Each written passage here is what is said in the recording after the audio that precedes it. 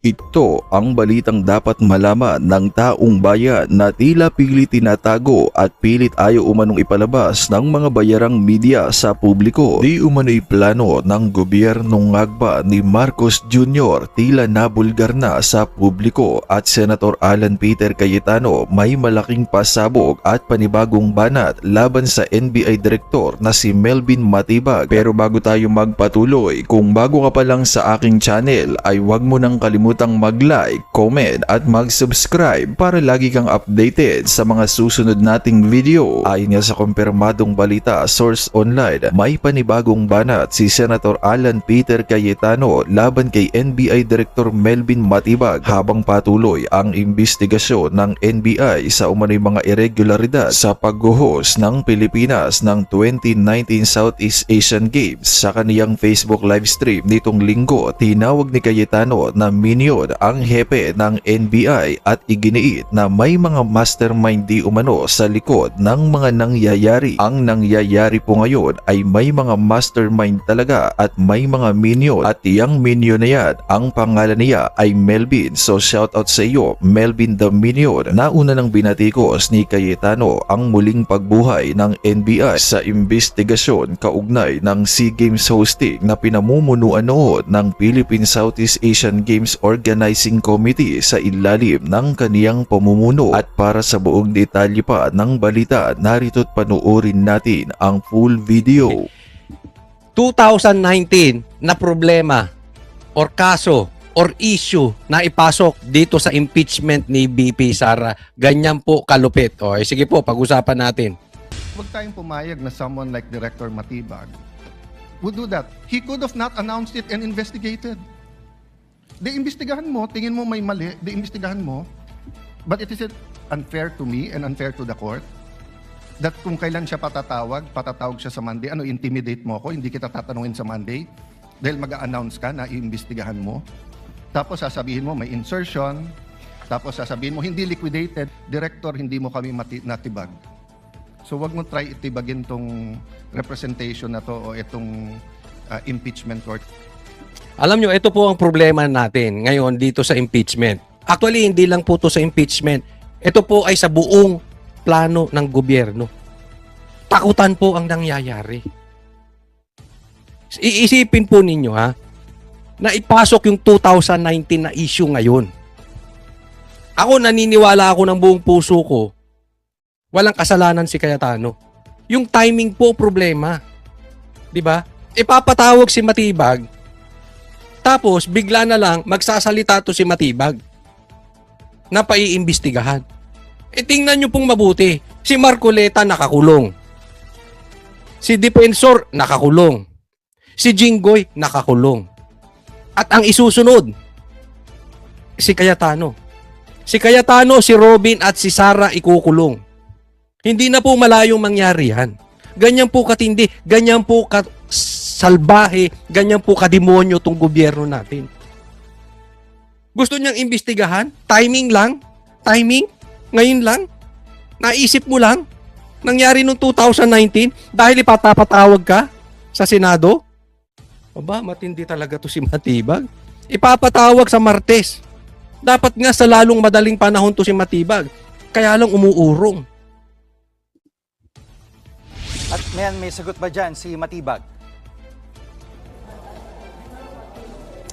Nako, Yes, sa paglilinaw nga ni NBI Director Matibag, hindi naman siya nakikipagbangayan kay Senator Judge Alan Peter Cayetano. Hindi rin daw totoo na basta inungkat lang nila itong issue na to. Basta ang alam lang daw nila o nakarating na impormasyon sa kanila ay yung gaya ng sabi ko nga sa iyo, yung di umano'y mga irregularidad sa pondong ginamit at infrastrukturang pinatayo para sa 2019 SEA Games. At sa katunayan, Jiggy, nagbuo na nga raw ng task force ng NBI para imbestigahan yan. Narito naman ang bahagi ng pahayag ni NBI Director Matibag. Unang-una, hindi naman ako nakikipagbangayan sa kanya. I'm always respectful to everybody, especially to the member of the Senate. It so happens siguro na siya involved dito, no? At tayo naman, ang record naman ng NBI, we'll always go where the evidence will lead us. Nako, mali yun. Oh, sabi niya, hindi naman po ako nakikipagbangayan kay Cayetano. Plastic ka. Plastic. Hindi ka nga nakikipagbangayan. Oh. Pero, kakasuhan mo. Style mo, bulok. Hahalungkatin mo yung 2019. Di ba? Na nagkataon lang na involved daw si Cayetano. Pambihira. Sabi mo, kung saan patungo ang ebidensya, doon ka pupunta. Eh kung totoo yan, edi sana. Iniimbestigahan mo flood control. Pambihira, SEA Games. Alam mo, naging Torre to si Matibag eh. Okay lang si Torre, pero ito abogado. Saan napunto utak nito sa talampakan? Pupuntahan mo kung saan pupunta ang ebidensya? Hindi naman ginagawa mo isa't kalahating tanga mga Pilipino. Saknok-nokan ng ebidensya sa flood control. Ayaw mong puntahan. Nuknukan ng ebidensya laban sa pamilyang Marcos, Bongbong, Sandro, Tambaluslos. Ayaw mong imbestigahan. Anong iimbestigahan mo 2019? Kulang na lang waling-waling imbestigahan mo. Di ba? Of course, hindi mo babastusing harap-harapan si Cayetano. Ang balita ko nga, gusto kang i-contempt. Oh. Paano Siyempre, pag na-contempt ka, yari. Ano magagawa mo? O, diyan ka. Diyan ka sa kasuhan. Diyan kayo magaling eh. Pag hindi kaya ng batas, sa kasuhan kayo. Kung ano-ano hahalughagin nyo. Animal. May anong pananaw naman dito ng ibang senator judges? Agad ding tumayo kanina sa impeachment court ang kapatid ni Senator Alan Cayetano na si Senator Pia Cayetano dahil para sa kanya, nakakabahala daw yung mga statements na ganito na pag-aanunsyo na pag-iimbestiga sa isang senator judge. Malinaw daw kasi na tila ang intensyon ayon kay Senator Pia Cayetano ay guluhin o i-distract si Senator Alan Cayetano sa kanyang nagiging performance sa impeachment court. Gayong isa na nga lang daw si Senator Alan Cayetano sa dalawang natitirang abogado sa minority bloc. So para kay Senator Pia Cayetano, hindi dapat na may mga gantong tila pananakot daw na ginagawa sa mga senator judge at ini-encourage nga rin niya yung kanya mga kasamahan sa impeachment court na huwag pumayag na gawin ito sa kanila na takot-takutin daw sila ng isang witness. Pakinggan natin ang pahayag ni Senator Pia Cayetano. So you want to distract him. So ako na lang ang tatayo dito. Yung ba intention? Because it is clearly the intention. The fact that he has to stand up, he could do it quietly. Go ahead. Anong purpose niya? Nagyayabang siya? What's the purpose? Is he trying to intimidate us not to ask him tough questions when he is our resource person next week? I do not know. But those statements, those actions are not acceptable. Possibly contemptible. Di tayo tanga. O so paano? Sabihin ko ngayon sa kanya, umanda ka sa akin ngayon. Pagdating mo, ganun ba? Gaganti na lang ako. Hindi ako ganun. Kilala niyo ako. For how many years ako tumayo dito? Hindi ako nanggaganti. Alam nyo, dapat talaga i-contempt ito si Matibag. Sa akin lang wala naman tayong kapangyarihan. Pero ito ay hindi kabastusan lamang kay Cayetano. Ang tanga mo na lang. Sobrang katangahan mo. Kung iisipin mo na yung SEA Games 2019 bigla-bigla na lang iimbestigahan at maniniwala ka dun. Sobrang katangan nyo na mga Pilipino. Alam natin, yaan ay pangbabastos sa senator judge. Tandaan po natin, judge po sila dyan. Huwag nyo kakalimutan, judge. J-U-D-G-E. Judge. Yan po ay hindi po pwede. Yung tinatakot mo ang judge, kahit sa regular court, tatakutin mo judge. Hindi po pwede. Masisira ang gobyerno natin. Masisira ang batas natin pagkaganyan. Kaya sana itong mga senador, kumilos-kilos naman kayo mga animal. This is not an attack against Cayetano. This is an attack against judge. Against judges. Sa inyong lahat po yan. Iyan ang gusto nila eh. Wala nang matino na nagsasalita dyan. Sa totoo, huwag tayong maglokohan. Ang totoong matinong nagsasalita na lang dyan, yung magkapatid na Cayetano at si Robin Padilla. Yung iba walang kwenta ang mga pinagsasabi. Ay nako. Kung kayo nag-iisip, walang kwenta pinagsasabi ni Bam. Walang kwenta pinagsasabi ni Kiko. Si Lito Lapid mas mabuti pa nga hindi nagsasalita, hindi nabubuking yung kabubuhan. Pero ang dami pong na-expose. sa impeachment na ito. Na-expose po yung mga walang utak talaga. Na-expose po yung iba na mayroong utak pero bayad ng maleta. Nakita naman po natin yung walang kwenta. Mas matindi pa nga. Lumabas pa nga dito. Ilagay nyo dyan sa comment section, sang-ayon kayo. Mas lumabas pa utak ni Robin Padilla dito sa mga abogadong senator na iba. Di ba? Mas may sense pa. Mas may katotohanan yung mga pinagsasabi ni Robin Padilla. Kaya nga inalis nyo na si Marcoleta. Plano pang alisin si Cayetano. Sino na lang magsasalita? Si Pia at si Robin. Tapos lahat wala ng kwenta. Iyan po ang plano ng gobyerno. Alam nila, hindi sila mananalo sa impeachment na ito. At ito po, ang bulong-bulungan. Iingat po tayo. Kaya nga pinag-iingat din namin yung ibang vloggers eh. Tulong-tulong po tayo. This is legit information. Alam nilang wala silang panalo dito sa impeachment na ito.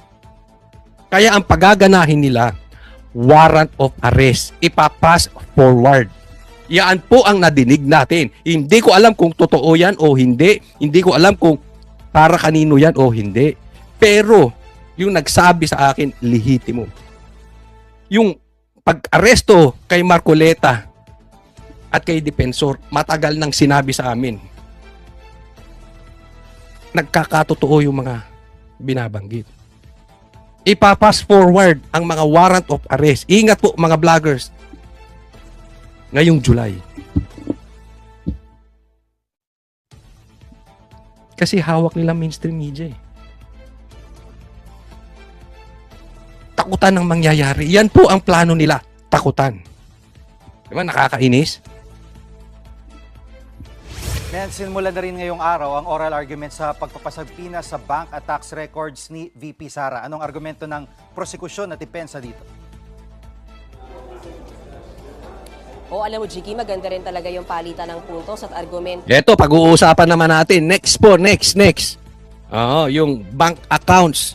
Gustong pabuksan yung bank accounts ni VP Sara. Ng prosecution at defense kaugnay nga dyan sa request na ipasapina yung bank, tax at AMLAC records ni VP Sara Duterte at kanyang asawa na si Attorney Man Scarpio. Ang tumayo para sa prosecution ay si House Prosecutor Chel Jokno at punto por punto ipaniliwanag niya kung bakit dapat ilabas ng impeachment court yung mga dokumento na yan. At ayon nga sa kanya, hindi confidential ang katotohanan. Pangalawa, kailangan daw ilabas ang nasabing mga dokumento, AMLAC, tax at bank records para daw mapatunayan yung mga akusasyon na di umano may mga hindi dineklarang yaman si VP Sara sa kanyang mga salin at nag-amas daw siya o nagkaroon siya ng yaman throughout the years, Jiggy, na hindi daw sasapat or magmamatch doon sa kanyang kinikita. At maging ipinunto rin ng prosecution, Jiggy, na maging sa bank secrecy law, ang sinasabi daw na exception ay kapag nasa impeachment case pwedeng ilabas yung mga bank records na yan. Pakinggan natin ang pahayag ng prosecution o yung kanilang mga puntos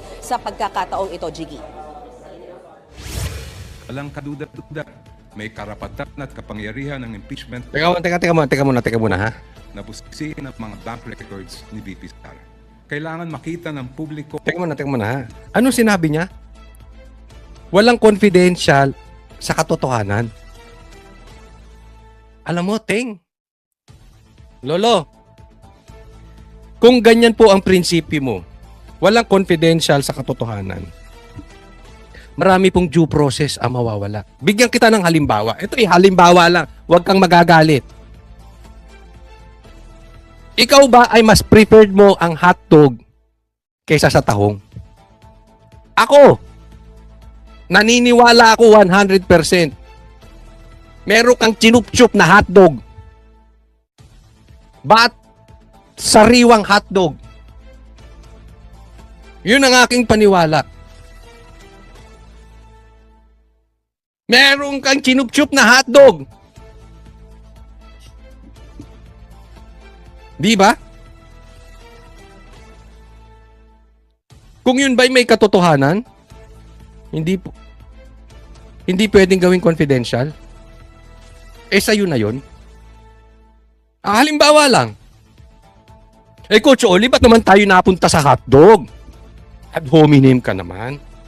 Di ba? Ako naniniwala. Kurakot ka.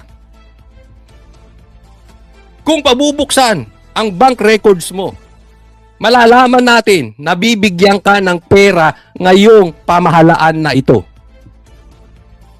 Naniniwala ako dun. Isa ka sa nakakatanggap ng pera.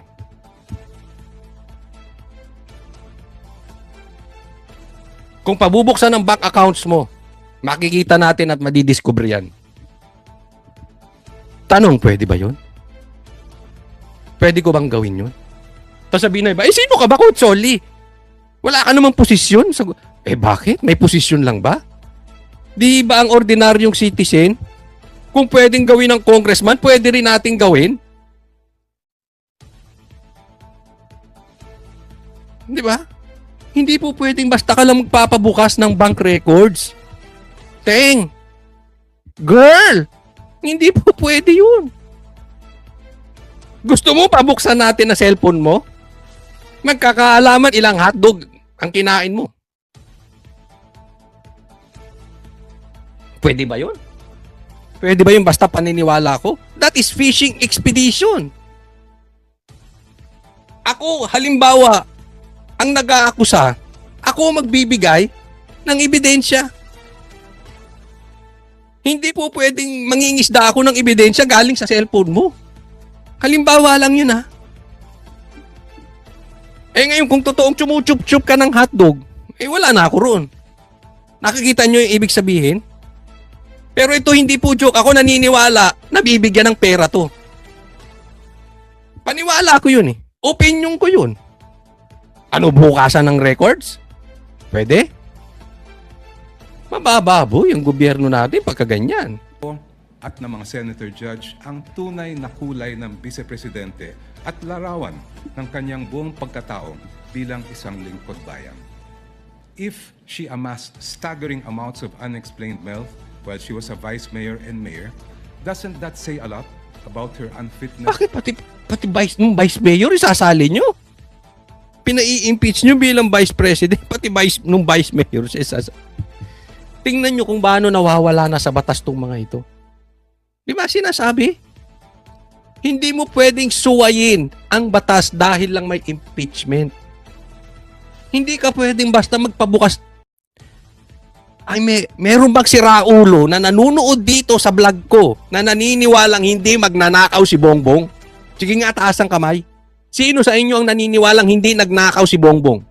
Sino sa inyong naniniwala na hindi kasabwat si Tambaluslos sa flood control scandal? Sinong naniniwala sa inyo na hindi nakatanggap ng maleta si Sandro? Lahat kayo sigurado na naniniwala. Anong ebidensya ko? Buksan natin bank records yan, magkakaalaman tayo. Pwede ba ganun? Kahit alam natin, kahit karamihan ng Pilipino alam magnanakaw si Bongbong Marcos. Kahit alam ng mga Pilipino, adik si Bongbong Marcos. Hindi mo pwedeng basta pwersahin buksan ng bank accounts niyan. Hindi mo pwedeng pwersahin na putulan mo ng buhok at ipa-hair follicle test mo. Hindi po pwedeng ganun. Ang bihira itong mga to. Ano to, babuyan na ng batas? Diba? Hindi po pwedeng palusot nyo yung kung walang kinakatakot, ilabas ang records. Hindi po pwedeng ganun. Kayo maghanap ng ebidensya. To serve as a vice president, ang hiling ng prosecution ay mailabas ang buong katotohanan so that this court may know the truth, the whole truth, and nothing but the truth.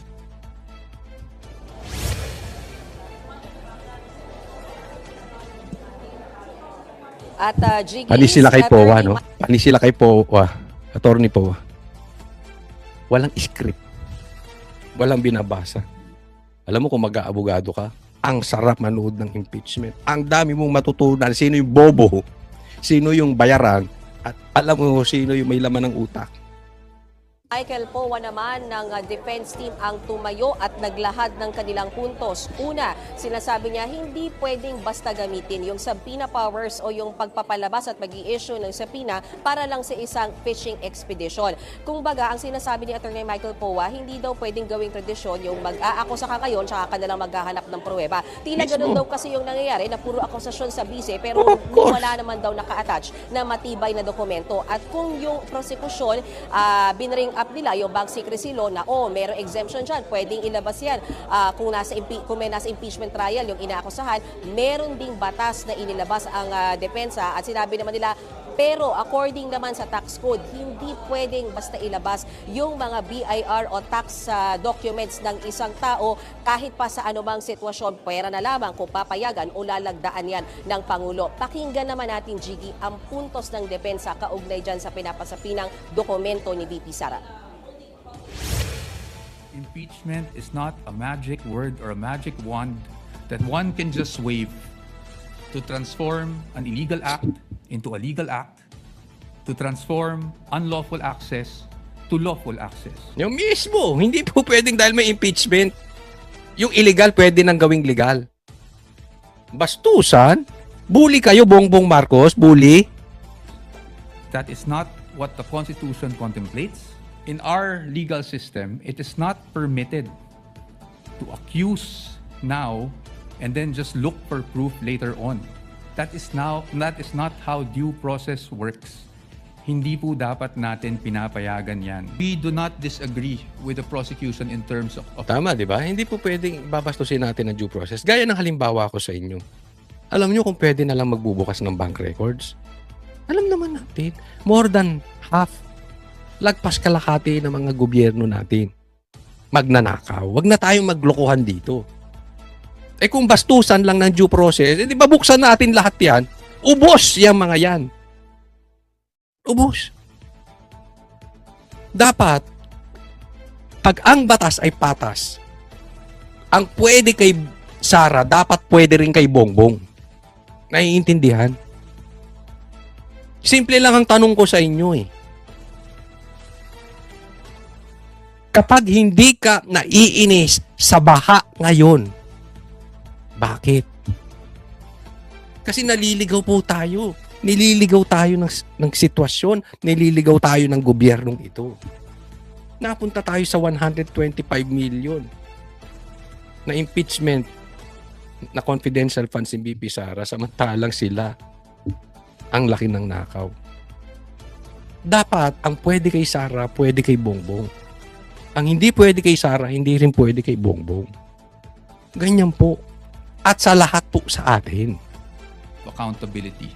Again, no one is above the law, but no one should also be deprived of the protection given by law. Kaya naman anong masasabi mo sa balitang ito? Kung mayroon kang hinaing at komento ay mag-comment ka lamang sa ibaba ng videong ito. Maraming salamat.